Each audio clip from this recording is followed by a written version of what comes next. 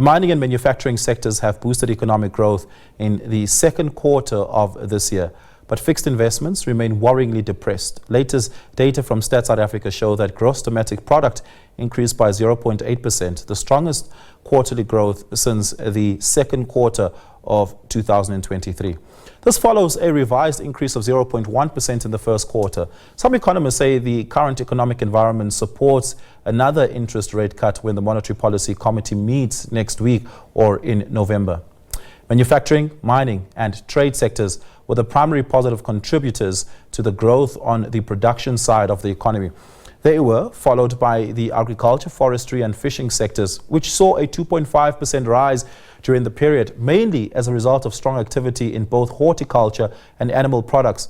Experts say that with inflation contained and economic growth relatively weak, the Reserve Bank may have room to consider rate cuts in the coming months. However, gross fixed capital formation decreased for a third consecutive quarter, and net exports had a negative impact on the total GDP. Fixed investments declined by 1.4%, while exports and imports dropped from 3.1% rather and 2.1% respectively. The contribution by the construction industry also fell by 0.3% during the second quarter, with decreases reported for residential buildings and non-residential buildings. We'll be joined now by COSATU Parliamentary Coordinator Matthew Parks, who joins us. Matthew, good evening. Thank you so much for your time. Really do appreciate it. 0.8% is still half the rate at which our population is growing at 1.66%. That means in real terms, our economy is shrinking over time. But of course, any net positive direction in terms of economic growth is welcomed. What's COSATU's view on this? Good evening. Thanks for having us. So look, I think it's positive news for a couple of reasons. One is that in the first quarter this year, you had quite a depressing 0.1% growth for that quarter. So this quarter, the second quarter this year, we've seen a 0.8%. So if that continues, we could see ourselves getting to the 2% that we've been hoping for quite some time. We could get ourselves to the 3%. But look, it's just one quarter. It's positive news compared to where we were in the first quarter. But I think given how the economy has been struggling at 1% basically growth rate for the past 2 decades, when we have a 42.9% unemployment rate, we shouldn't celebrate. It's positive news, yes, but I think we're not out of the woods by any stretch of the imagination. And I think also to bear in mind that this is for the second quarter.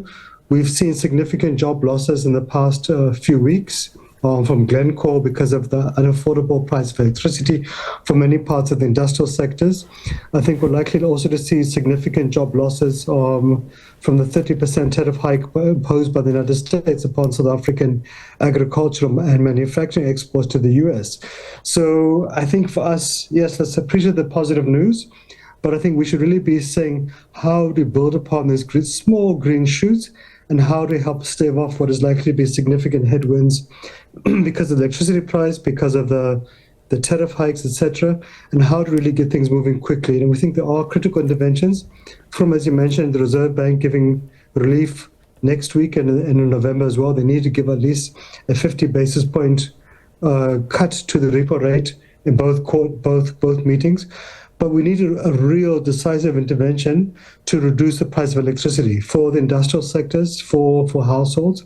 We need to see more progress being made to give support to transit, because that's key to our export industries. We need to see more support be given to metro rail, because that's key to the urban economy, productivity to workers getting to work. There is interventions taking place under COGTA, but much more needs to be done to stabilize local government. And at the same time, we have, Oliver, the medium-term budget policy statement in 2 months' time at Parliament, and we really need a very bold and decisive industrial financing, export financing, SME financing program, because we can't just continue along this path of 1% growth. And we also need to see a really ramped-up public employment program as well to help provide a path to the labour market for 12 million unemployed persons. Yeah, let's talk about the input factors perhaps to why specifically manufacturing, mining and industrials have been able to perform positively over the quarter. And of course, you have to take this against the backdrop of the latest report put out by the financial report put out by Transnet, of course, showing that they've had over 70% in reduced losses, meaning better efficiencies, but more importantly, stable electricity supply over the same period. Is what we're seeing in the 0.8% quarter-on-quarter growth, which is the largest we've seen in almost 2 years, perhaps the first indicators of the dividend of reformation work taking place in the National Logistics Council, for instance, the National Logistics Crisis Committee, rather, chaired and housed in the presidency, as well as Operation Vulindlela, also housed in the presidency. Could there be a link drawn between the outcome we're seeing now and that reformation work having been done over the last 2 to 3 years? We think it's exactly that. The fact that we've ended load shedding, that alone gives you about 1% of true GDP growth. The fact that we've seen Transnet stabilize, it was a free fall 2 years ago. You recall 2 years ago, we saw significant losses in the mining industry, manufacturing, agriculture, precisely because of Transnet. The interventions by government to rebuild it, to stabilize it, to end the queues of the ports, to get Transnet freight rail back on operation, that is bearing fruit. I think similarly also we shouldn't underestimate the reopening of metro rail lines in our cities, because that enables workers to get to work on time. They're not delayed, coming to work 2 hours late, etc. That's also important.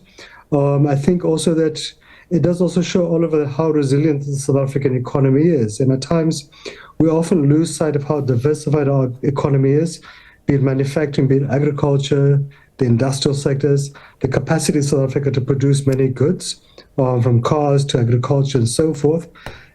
But what we need is really to invest in the state, to capacitate the public services, the municipalities. But besides that, Matthews, besides you affirming that, hey, look, that work is beginning to yield results, at the same time, we can't ignore the fact that large manufacturers are closing shop in South Africa. And we've seen a number of them over the last 3-4 quarters announcing either scaling down their processes and plants in South Africa or closing it down altogether. I think that's exactly why, whilst we must appreciate this good news today, who doesn't love good news, but the headwinds are still significant. We've seen Glencore closing smelters in the past couple of years because of the increasingly unaffordable price of electricity. We've seen the mining industry not showing new investments because of the paralysis of the cadastral system, which only now is beginning to be attended to. I think there's estimates that we've lost about 350,000 jobs in the industrial sectors over the past 2 decades because of the nearly 500% electricity price hikes with the crisis of load shedding, etc. And that's not even taken into account what we might see of significant job losses because of the US tariff hikes on South African agricultural manufacturing exports to the US. We're seeing real signs of fragility in the auto manufacturing sector with possible job losses. We've seen job losses already at Goodyear in Newton Hague. We might see job losses at Mercedes in East London. There's possibilities of Toyota in Pretoria. Sorry, not Toyota, Ford in Pretoria, Toyota in KZN, etc. So there's a lot of very worrying alarm signs. And of course, Oliver, we've seen the impact of local government chaos in rural towns where companies have closed, like Clover in Lichtenburg, in the Northwest, in Frankfurt, in the Free State, etc. We've seen the collapse of municipal services in many municipalities in our cities as well. So there are so many very, very worrying signs. So we do fear that we're going to see negative news in the third quarter. And again, this has to be an alarm, a call to arms, to action by government, by the private sector, to turn things around quickly. Yeah, Matthew Parks, thank you so much for your time. Really do appreciate it. Matthew Parks is COSATU's Parliamentary Coordinator.